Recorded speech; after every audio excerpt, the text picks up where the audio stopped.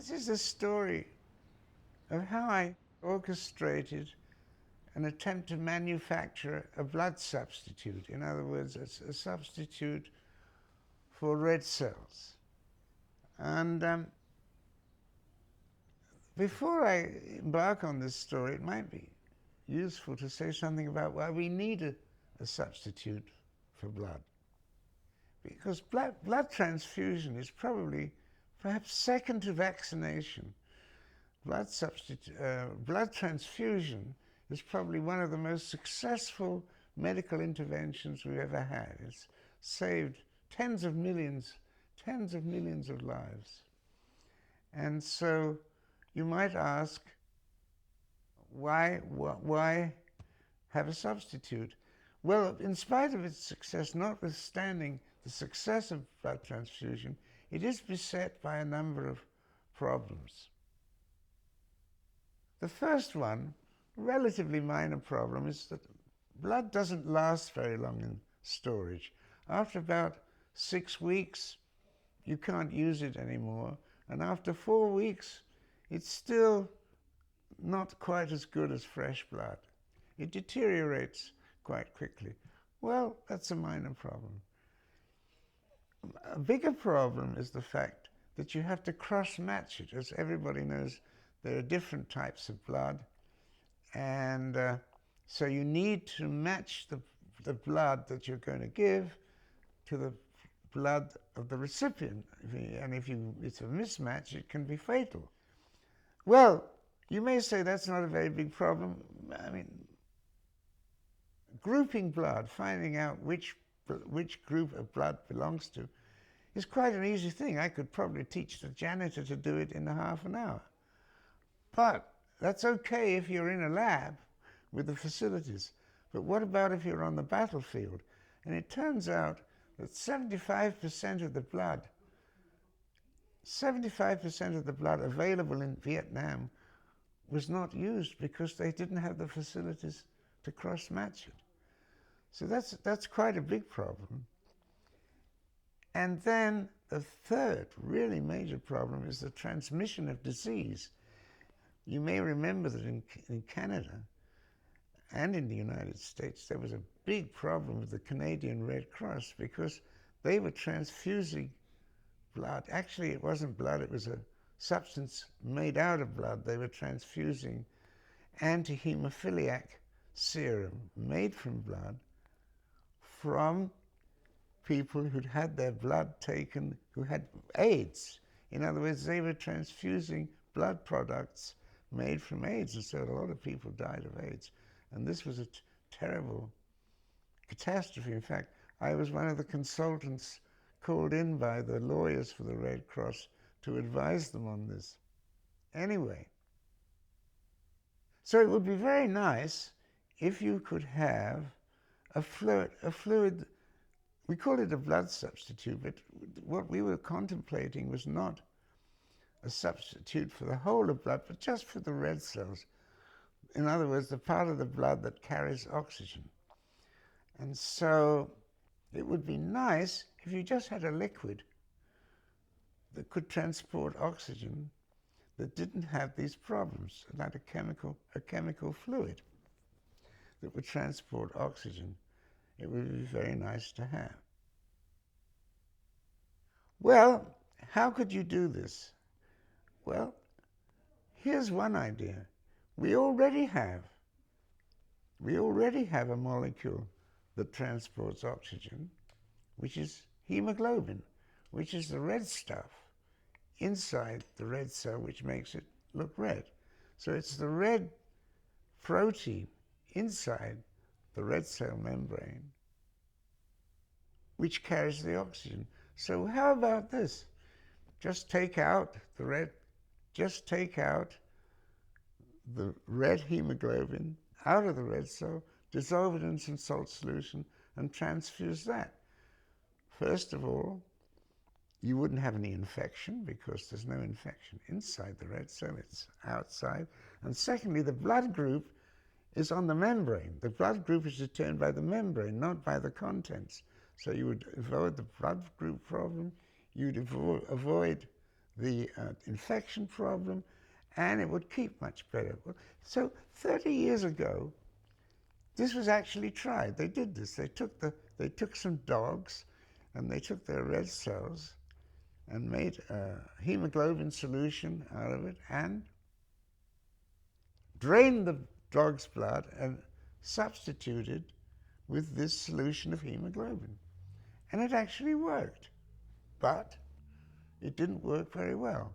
And the reason is that the hemoglobin molecule inside the red cell is unstable, it's brittle, it breaks apart. When you start taking the hemoglobin out of the red cell, out of the membrane, you begin to discover the excellent reasons why it was in the membrane to begin with. And one of the reasons is it's a fragile molecule which breaks apart if you have it out on its own. And when it breaks apart, it causes a lot of problems. One of them is that the fragments that remain when the hemoglobin itself breaks up is small enough to get into the kidney. So there's possibility of damaging the kidney. The other problem with it breaking up is that it causes derangements in what's called the osmotic pressure of the blood, so that it disturbs the distribution between the blood and the tissues. So those two problems make it a very unsatisfactory solution. Okay, so how did I get into this game? Well, at the time, I was a professor of medical genetics at the University of Toronto, and I had a friend in the neighboring department of pharmacology.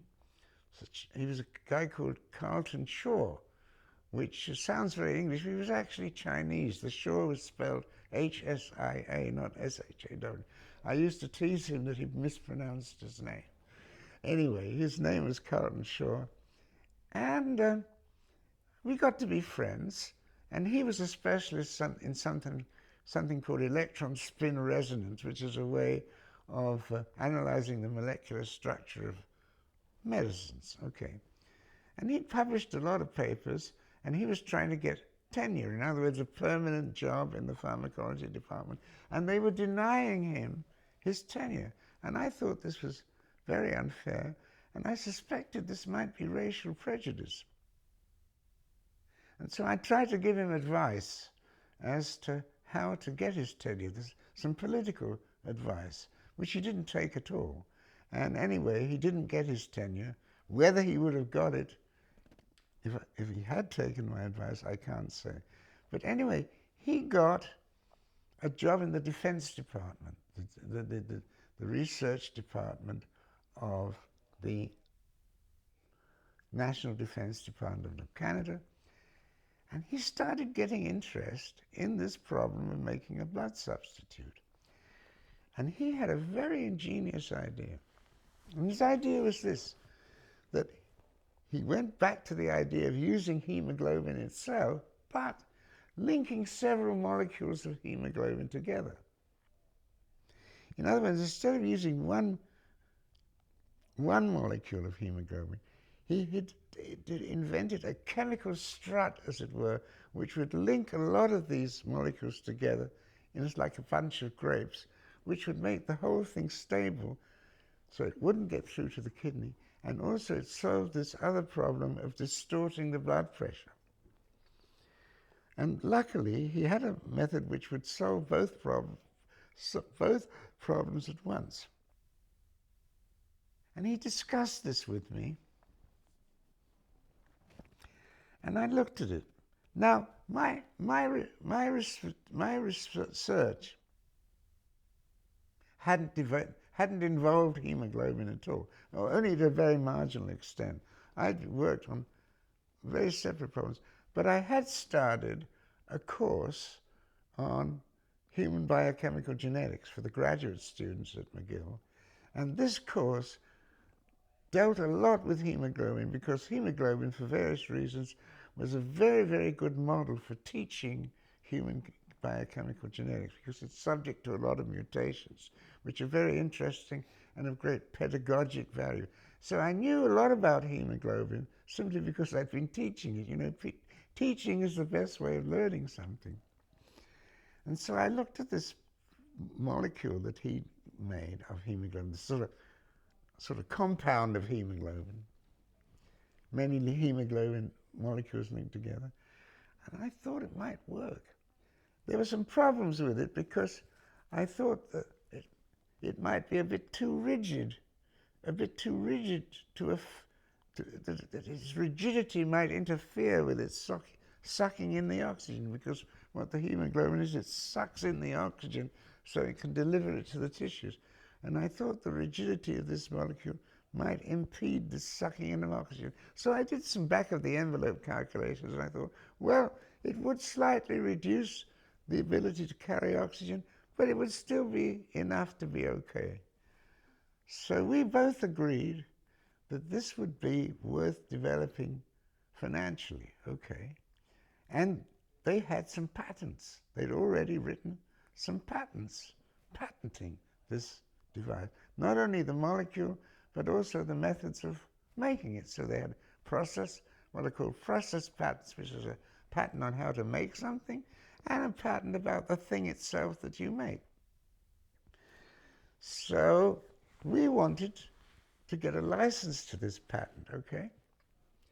So, of course, he, as a civil servant, wouldn't be entitled to have any ownership to this thing. So we did a deal.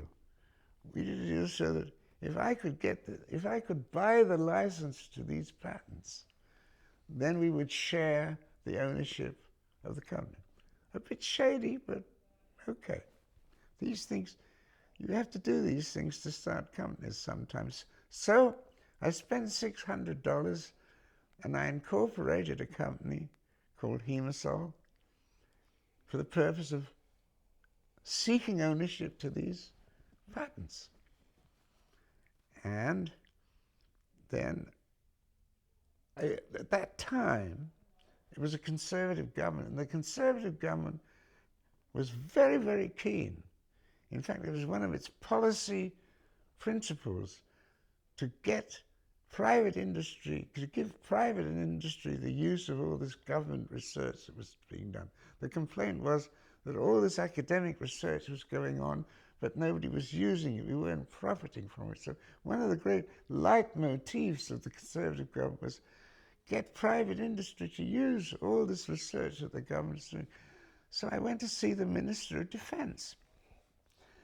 Actually, at that time, it was the Associate Minister of Defense. There was a Minister of Defense, an Associate Minister of Defense, and I went to see the Minister of Defense, the Associate Minister of Defense.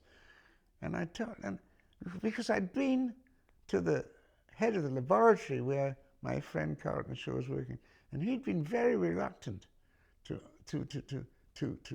distribute these patents. He said, it's not ready yet, it's not ready to, we've got to be more cautious. Not ready, we're not ready to license these patents yet. And I was frustrated because I think, well, maybe it's not ready, but we can develop it. So I made this case to the Associate Minister of Defense.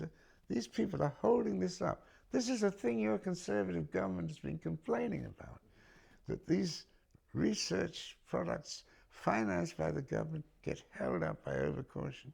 Here's your chance to get something developed. He said, I agree with you. So he went to see the head of the research department. And then, of course, he also had to listen to the scientists. He didn't want to go into something rashly. So he was afraid to go unless he could get some support from the scientists in charge. And so he cavilled. He said, well, I'd love to do this, but I'm afraid to do it when my scientists advise me against it. So I was stuck. The civil servants in the middle said nothing. So if you had to answer the question, what was the attitude of the Defense Department at that time? There wasn't one. There was a fearful indecision, which is the normal state of a bureaucracy. So I was stuck. I didn't know what to do.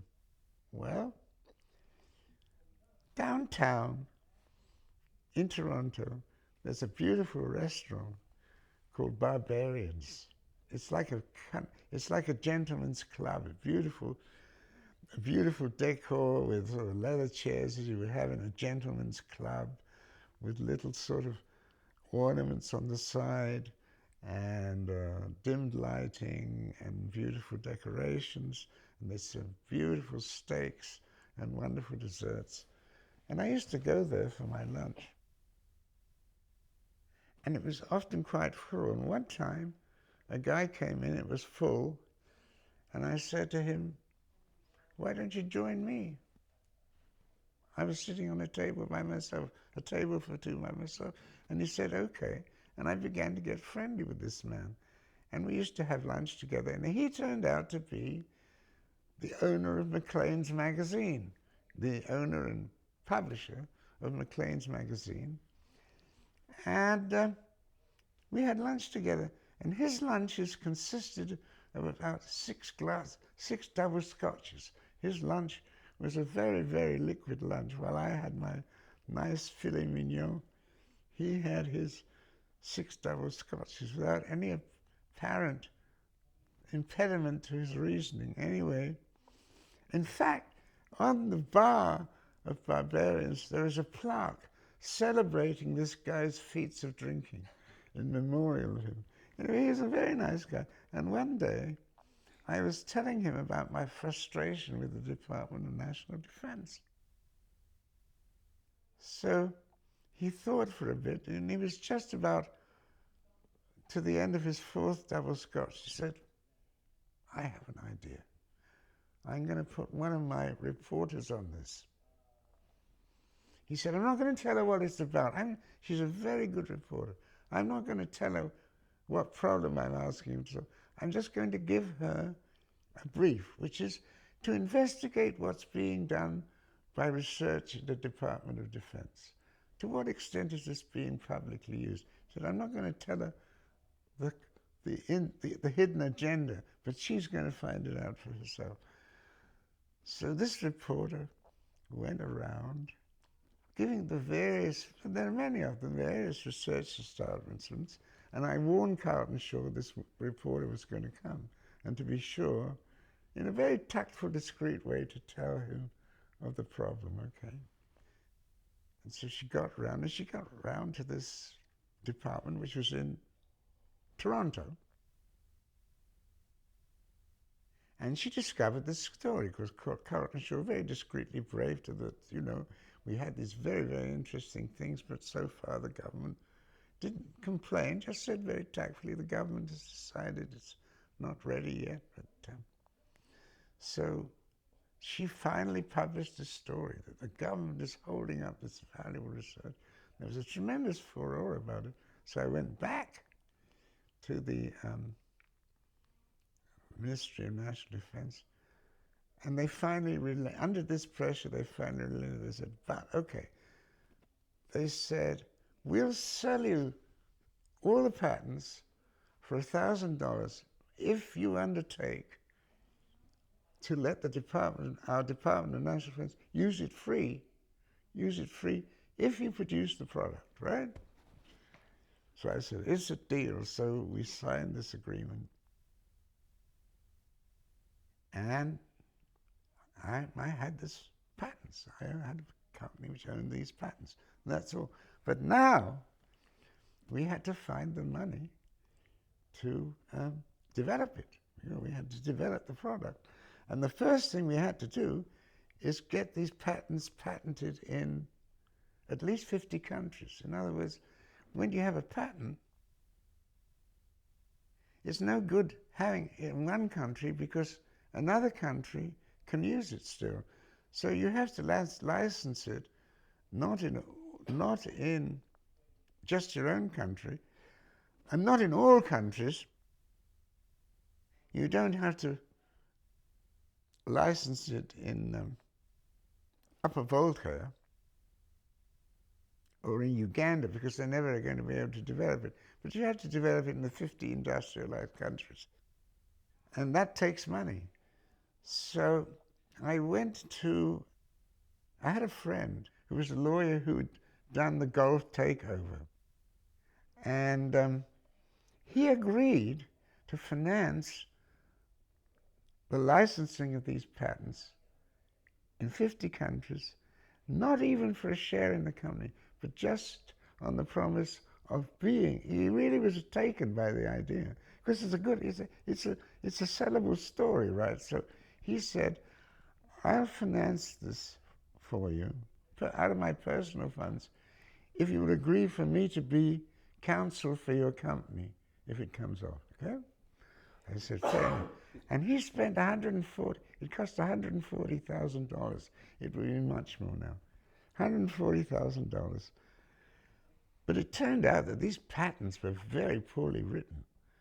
Like, when you're writing a patent, it has to be very, very carefully written, because it can't be too broad and it can't be too narrow.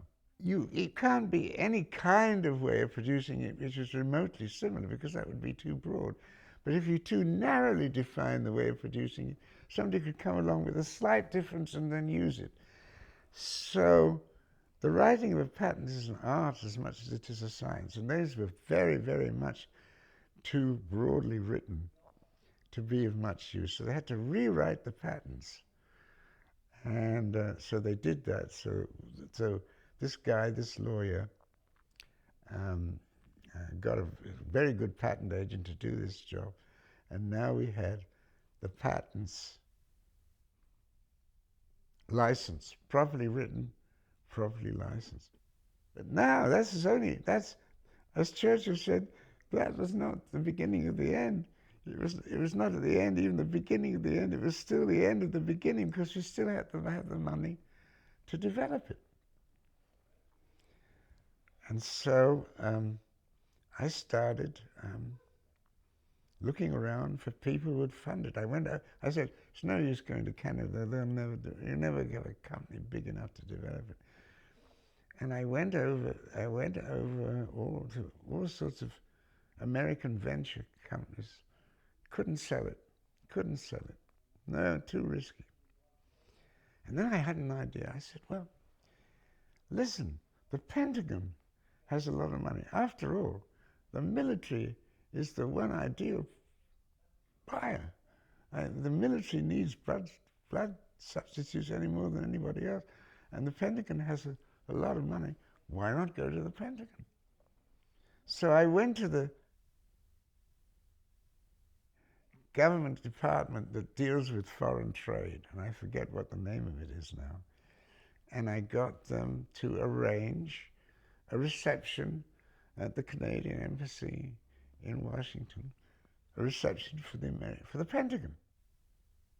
And we went up there, and I went up there. Now, Carlton Shaw couldn't give a lecture on the science because he was not the owner of the company. I mean, he was just a civil servant, officially, right? So he came along, and he briefed me. And of course, I understood the science, and he explained enough about the industrial part, and the purification part. Because one of the things you had to do is to get rid of the viruses, because you were making the hemoglobin, but you had to get rid of the viruses. So my job was to give a lecture on the science to the Pentagon. So we got up to, I took an early flight with this guy and a friend, and we arrived at the Pentagon. And I must say, I was starving. It was an early flight. I hadn't had any breakfast. I was starving. And I was looking forward to the luncheon. And I was very disturbed to discover that I would have to sing for my supper. I had to give my speech before the luncheon. I was hoping I'd have the luncheon first.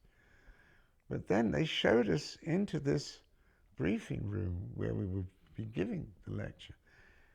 And to my horror, I found that the luncheon consisted of hamburgers. And only one hamburger each. In other words, each hamburger, can you believe it, was labeled with a flag. On this flag was the name of one participant. Can you imagine anything more petty bourgeois? I was ashamed.